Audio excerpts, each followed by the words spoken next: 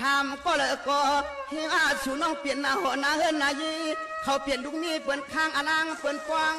น้องคำปีโป้เลยเฮ็ดชาทองเปิ้นปิดใส่เอากูวันนาขึ้น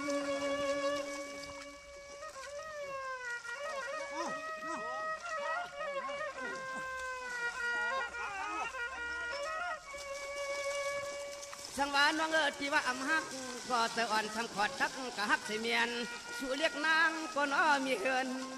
อยู่เอากูวันนาคืน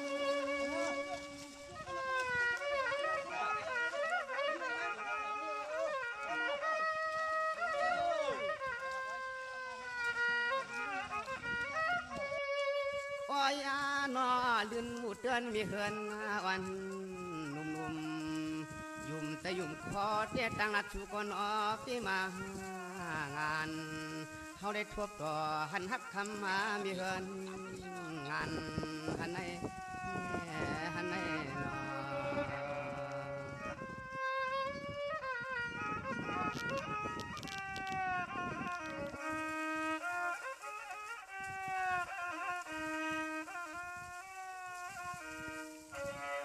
จังหวะน้องอันเปียนาชูในเมื่อลัดก็มัวอุบมาเมื่ออุบก็พี่ถูกทัดเมื่อลัดก็ยังพี่ถูกเดือดดมญาติกะสายพี่ก่อนทาน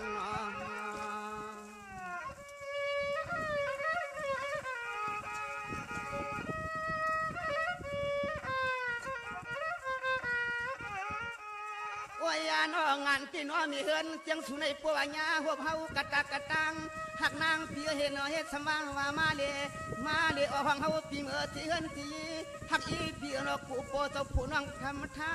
โกดปีอานาคว่าชูน้องคำมีเฮินวันสังที่มาแก่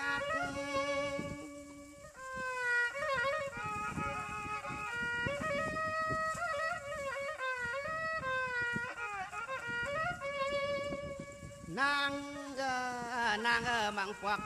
วักใจปีเมื่อสวักซ้ำเสียนตาเสียนตังก็พอหักเพียงเมียนยามีเฮินนุ่มหวานย้อนแต่ย้อนขอให้ปองห้องเฮินชูไว้ก็ปีน้องตังไม่กล้าปากขวางเปิ้นปองหักเอ็ดดูเย้าอันไหนนอ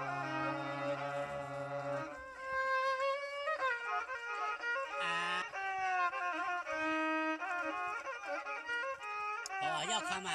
我就面ชอบหน้าชงหัวชอบมันเดียวน่ะจังหวะนี้น้องอันเปียนะเชียงไหนเอาเปิ้นว่าทุกข้าที่ดอกกาว่าพี่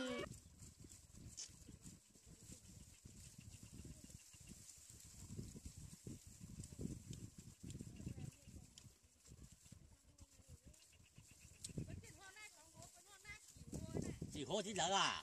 ก็กาใครฝาดิ